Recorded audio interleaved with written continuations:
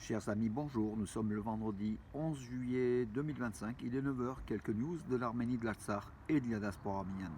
L'information du jour, donc hier, c'était la rencontre entre Nicole Pachinian et le dictateur Aliyev, le dictateur de l'Azerbaïdjan, à Abu Dhabi. Donc ça s'est donc déroulé donc hier. Des entretiens qui ont duré plus de 5 heures, donc voilà, et qui n'ont abouti pas à grand chose. Voilà, donc malgré la satisfaction affichée par le ministère arménien des Affaires étrangères après la rencontre, en affirmant que c'était une rencontre plutôt positive. Rien n'a filtré, rien n'est sorti de cette rencontre en fait, voilà, entre Pachinian et Aliyev.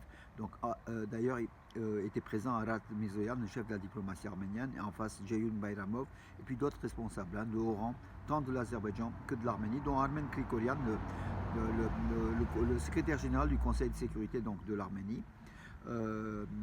Voilà, une rencontre à un très très haut niveau. Qui a semblé être cordial puisqu'en fait tous les hommes présents se sont salués. Aliyev a salué l'ensemble de la délégation arménienne et également pour chaque membre de la délégation arménienne et vice versa. Mais bon, au final, Bakou affiche aussi une satisfaction, mais en fait rien n'a abouti. Hein. Donc, par contre, les médias azerbaïdjanais évoquaient d'un accord sur le corridor du Zangezur.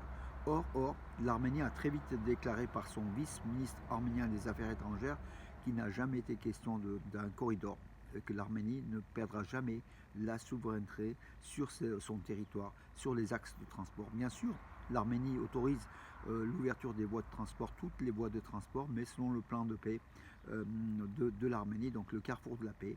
Donc avec des axes bien sûr de communication, mais jamais une route sur laquelle l'Arménie n'a pas la main ou un pays tiers comme la Russie hein, par le FSB ou l'Azerbaïdjan puisse avoir la main. Donc il n'est pas question du corridor de Zangezur. D'ailleurs, le ministère arménien des Affaires étrangères nous a demandé de ne plus évoquer donc, le corridor Zangezur. Or, les médias azéris divulguent, peut-être volontairement, hein, par la demande d'Aliyev, cette fausse information pour faire un peu écran de fumée, pour essayer encore une fois de relancer ce terme du corridor du Zangezur. Or, il n'en a pas été question, mais en tout cas, par contre, cette rencontre n'aboutit pas à grand chose en fait. Voilà, donc, mais c'était le mérite, c'était déjà d'exister. Donc, une rencontre qui s'est tenue, donc c'est important. Et certains pensent que le processus sera avancé d'ici décembre, hein, donc que peut-être qu'une signature sera posée donc d'ici décembre. Mais bon, pour cela, il y a la constitution de l'Arménie, il y a le fait que l'Arménie doit signer aussi l'écartement de la dissolution du groupe de Minsk de l'OSCE demandé par Bakou. Donc il y a quand même pas mal d'exigences de la part de l'Azerbaïdjan pour arriver donc à cela. Moi je ne pense pas que d'ici décembre on puisse avoir une signature, hein, puisque les demandes de l'Azerbaïdjan sont nombreuses et elles seront de plus en plus nombreuses. Voilà, le chef d'état-major, d'ailleurs, cette rencontre a été saluée par Moscou en disant que c'est bien qu'il y ait des rencontres directes entre l'Arménie et l'Azerbaïdjan.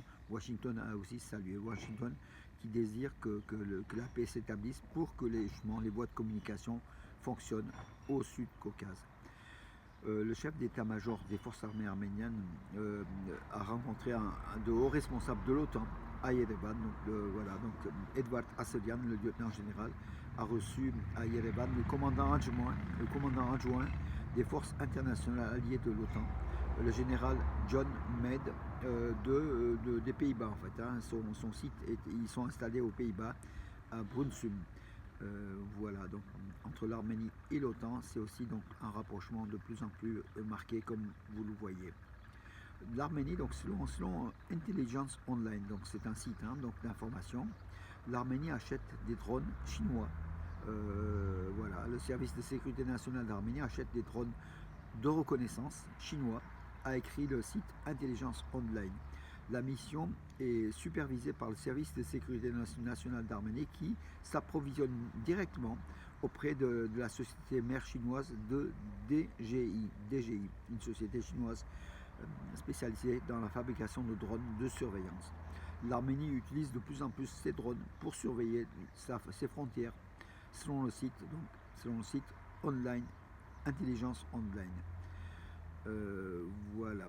Alors, en information autre, écoutez, on va passer au sport parce que l'information principale c'était cela, hein. C'était justement cette rencontre Aliyev-Pachinian direct à Abu Dhabi. Voilà.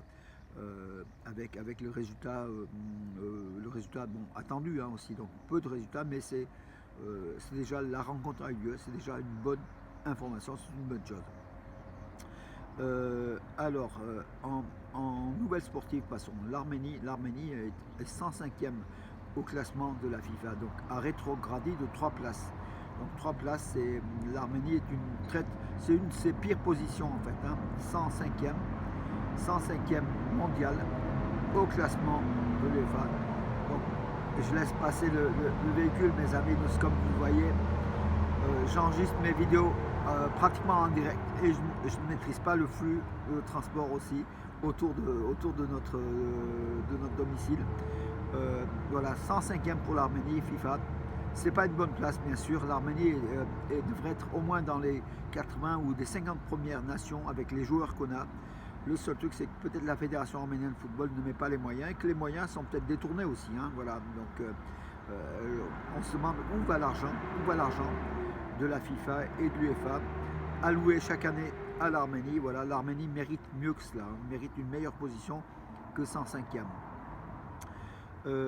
Oui, le gouvernement arménien a approuvé un nouveau programme de prêt de la BERD, Banque internationale, donc la Banque internationale pour la reconstruction et le développement, oui, la BERD, donc 96,4 millions d'euros pour le développement de son tourisme. C'est important, c'est un secteur clé de l'économie de l'Arménie, le tourisme. Donc l'Arménie va développer, va investir sur ses infrastructures touristiques pour essayer d'accueillir davantage de touristes chaque année.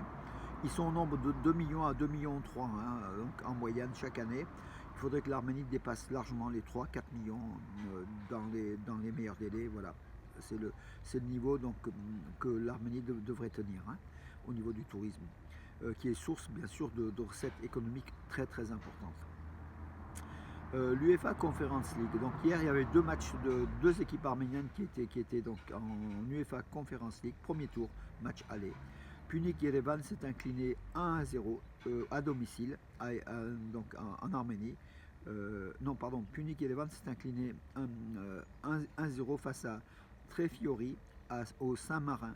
On pensait que Punic allait écraser Saint-Marin, cette équipe, puisque Punic il y a au moins 2 divisions au-dessus, hein, donc par rapport, mais non, rien n'a été. Donc l'équipe de Punic, entraînée par Irish Melikian, s'est inclinée 1-0. C'est une déception, mais Irish Melikian a dit qu'on devrait logiquement battre cette équipe du Saint-Marin de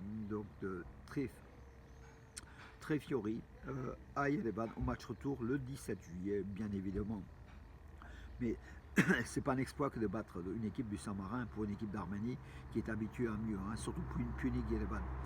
Et l'autre équipe d'Arménie, donc mes amis, donc Urartu Yerevan, elle s'est aussi inclinée à domicile, justement en Arménie, hier, face au club de Biélorussie, Neman. Donc but marqué à la 49e minute par Anton Sachkov. Donc il y a eu aussi un carton rouge du côté arménien, hein, donc à la dernière minute dans les arrêts de jeu.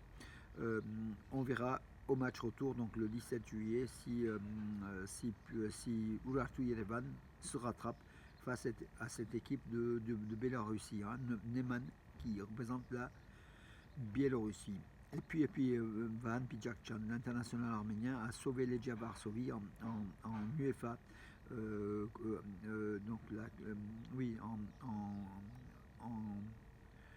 Coupe européenne, donc j'ai oublié le nom, pas UEFA, oui, en UEFA League. 1-0, Legia Varsovie s'est imposé sur Aktobe, le club de Kazakhstan, grâce à un but de Van Pijakchan, le milieu de terrain offensif de l'équipe d'Arménie. Voilà mes amis. Et puis l'international arménien, capitaine de l'équipe d'Arménie, qui est Aroyan Valastat Aroyan. Il joue désormais dans un club hongrois en Hongrie. Voilà les informations de la journée, mes amis. Je vous souhaite une bonne journée et je vous donne rendez-vous à demain. Profitez, donc aujourd'hui il fera chaud, soleil. Nous sommes en plein été, il faut en profiter mes amis. Bonne journée, à demain.